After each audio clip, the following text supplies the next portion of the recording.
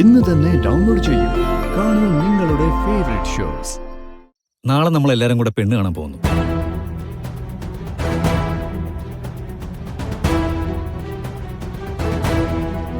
പെണ്ണ് കാണാൻ പോകുന്നു? അതെന്തിനാ? നിന്റെ പെണ്ണ് ഇവിടെ തന്നെ ഉണ്ടല്ലോ. ലുക്ക്, സിത്താര ശ്രീനിവാസിനെ ഇന്ന് വരെ ആരെങ്കിലും ഇംപ്രസ് ചെയ്തതായിട്ട് മോള് കേട്ടിട്ടുണ്ടോ? This guy, he did it. Naveen Gopal Verma. Great businessman, talented and young, and a good human being. നിന്റെ പയ്യന് മമ്മി ആഗ്രഹിച്ച എല്ലാ ഗുണങ്ങളും ഉണ്ടായേക്ക്. ഗാഥ മാഡം, നവീൻ ഗോപാൽ വർമ്മയെ ഒറ്റ തവണ കണ്ടാ മതി. പിന്നെ മാഡത്തിന്റെ അഭിപ്രായം എത്രയും പെട്ടെന്ന് വിവാഹം നടത്തണമെന്ന് മാത്രമായിരിക്കും. അതെ, യു ആർ ലക്കി. അയാൾ മിടുക്കന.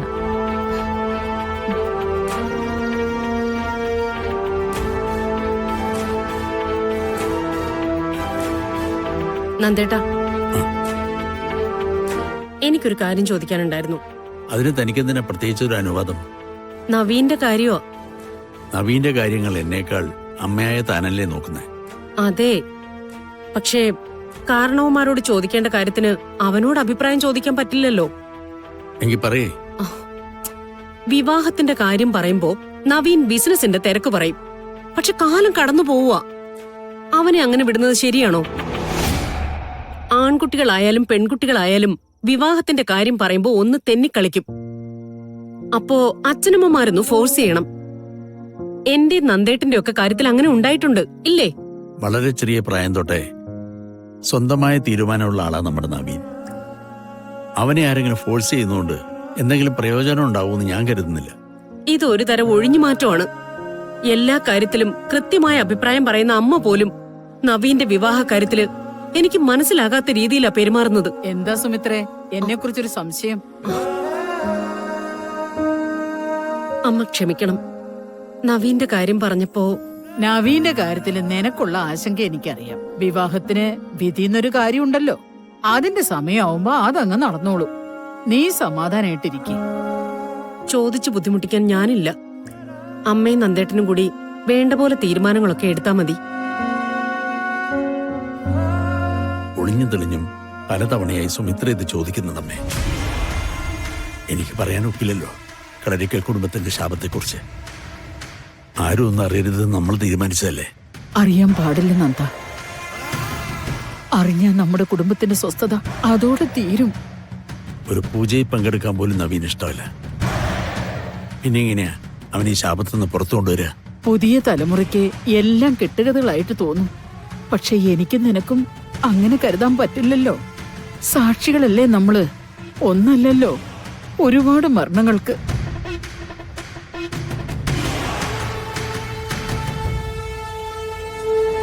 നവീൻ ഒരു പെണ്ണാലോചിക്കുന്നതോ കണ്ടെത്തുന്നതോ ബുദ്ധിമുട്ടുള്ള കാര്യമല്ല. പക്ഷേ വന്നു കയറുന്ന പെൺകുട്ടി ജീവനോടെ ഉണ്ടാവണമെന്നൊരുറപ്പ് നമുക്ക് വേണ്ടേ? ശാപം തീരണം, അതിനുള്ള കർമ്മങ്ങൾ ചെയ്യണം. അല്ലാതെ നവീൻ ഒരു വിവാഹവും ഇല്ല.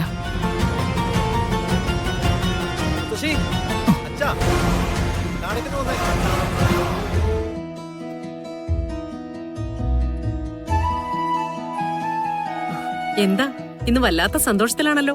കാരണം എന്താ നമുക്ക് പറയാവോ? എന്റെ മോൻ ഇത്രയും വലിയ സന്തോഷം കാണിക്കണമെങ്കിലേ എന്തെങ്കിലും വലിയൊരു ബിസിനസ് നടന്നിരിക്കണം. ശരിയല്ലേ നവീൻ? ബിസിനസ് ഏതാണെന്നൊന്നും ഞങ്ങൾക്ക് അറിയണ്ട, ലാഭം എത്രയാണെന്ന് മാത്രം പറഞ്ഞാൽ മതി. ഈ ബിസിനസ്സിലെ ലാഭം ഞാൻ കണക്കൂട്ടി വരുന്നതേ ഉള്ളൂ. ആ മുത്തശ്ശി, എന്താ മുത്തശ്ശി, ഒരു കാര്യം അത്യാവശ്യമായിട്ട് പറയാൻ വരുമ്പോ പെട്ടെന്ന് നിങ്ങൾ വരണ്ടേ? എന്താടാ കാര്യം? നമ്മുടെ വീട്ടില് കുറെ കാലമായിട്ടൊരു ചർച്ച നടക്കുന്നുണ്ടല്ലോ, ഒരു വിവാഹ കാര്യം. എനിക്കെപ്പോഴും ബിസിനസിന്റെ തിരക്കുകളാണ്. അതുകൊണ്ട് ജീവിതത്തില് നിർണായകമായ ഒരു കാര്യത്തിന്റെ തീരുമാനം എടുക്കുന്നില്ല. അതല്ലേ എല്ലാവരുടെയും പരാതി. ആ പരാതി പരിഹരിക്കാൻ ഞാൻ തീരുമാനിച്ചു. സത്യമാണോ നീ പറയുന്നേ? ഞാൻ ദേ ഇപ്പൊ മുത്തശ്ശിയോട് പറഞ്ഞതേ ഉള്ളൂ ഇക്കാര്യം. അമ്മയുടെ ഈ ആവലാതി ഞാൻ കേട്ടെന്ന് കൂട്ടിക്കോളൂ. അതുകൊണ്ടാ പെട്ടെന്നൊരു പരിഹാരമായിട്ട് ഞാൻ കയറി വന്നേ. നാളെ നമ്മൾ എല്ലാരും കൂടെ പെണ്ണ് കാണാൻ പോകുന്നു.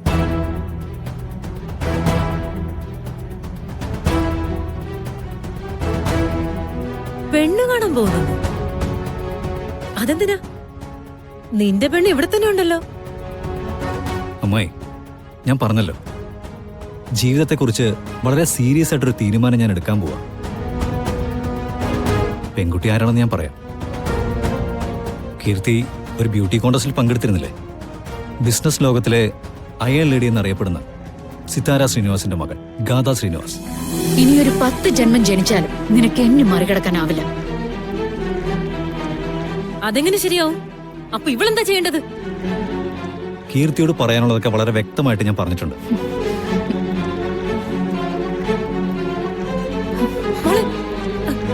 ഒരു പുളിങ്കമ്പ് കണ്ടപ്പോ ഞങ്ങളെ മോളെ മറന്നു, കുടുംബക്കാരെ മറന്നു. ഇനിയിപ്പോ ബാക്കിയുള്ള ആലോചനയ്ക്കും മറ്റു കാര്യങ്ങൾക്കൊന്നും ഞങ്ങളുടെ ആവശ്യമൊന്നുമില്ലല്ലോ അല്ലേ?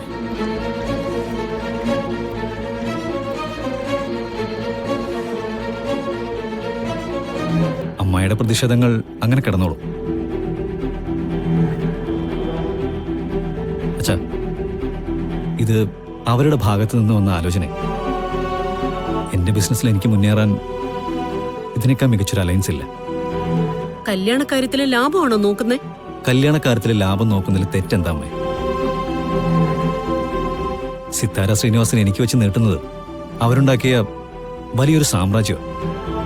അത് തട്ടിക്കളയാനുള്ള മണ്ടത്തരം എനിക്കില്ല. പിന്നെ മുത്തശ്ശിയുടെയും അച്ഛന്റെ മുഖത്തുള്ള ടെൻഷൻ എനിക്ക് മനസ്സിലാവുന്നുണ്ട്. പെൺകുട്ടി ആരാണെന്ന് അറിഞ്ഞൂടാ, ഏത് തരക്കാരിയാണെന്ന് അറിഞ്ഞൂടാ. അത് നാളെ പെണ്ണ് കാണാൻ പോകുമ്പോൾ അങ്ങ് തീരും. നിങ്ങളെല്ലാവരും ഒറ്റ സ്വരത്തിൽ പറയും, നവീന് വേണ്ടി ജനിച്ചവളാണ് ഗാഥ ശ്രീനിവാസ് എന്ന്. അതെനിക്കുറപ്പാ.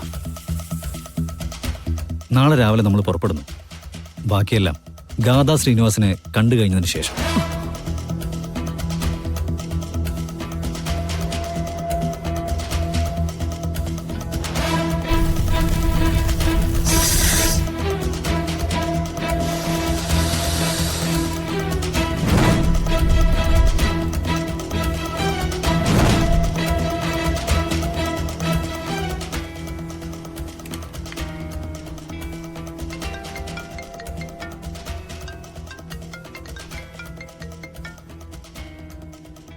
ഹലോ, നവീനാണ്.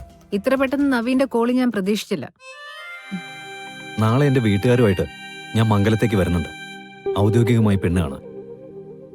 ഞാൻ വേണമെങ്കിൽ മോക്കൊന്ന് കൊടുക്കാം. നിങ്ങൾ ഇതുവരെ സംസാരിച്ചിട്ടില്ലല്ലോ. ആ, ദാ, നവീൻ. ഹലോ. ഹായ്. ഞാൻ നാളെ തന്നെ പെണ്ണ് കാണാൻ വരുവാടോ. ഈ ആചാരങ്ങളൊക്കെ ഇപ്പോഴും ഉണ്ടോ? കാലം മാറി ചിന്തിച്ചോണ്ടിരിക്കുവല്ലേ, വേണമെങ്കിൽ മറിച്ചും ആവാൻ കേട്ടോ. അമ്മയും കുട്ടി താൻ ഇങ്ങോട്ടേക്ക് വന്നാൽ മതി. കോഫിയും കൊണ്ട് ഞാൻ മുന്നിൽ വന്ന് നിൽക്കാം. ചോദ്യങ്ങൾക്കൊക്കെ മറുപടി പറയുകയും ചെയ്യാം. Are you kidding? ഏയ്, ആണിനും പെണ്ണിനും ഒരേ സ്വാതന്ത്ര്യമാണെന്ന് വിശ്വസിക്കുന്നവനാണ് ഞാൻ.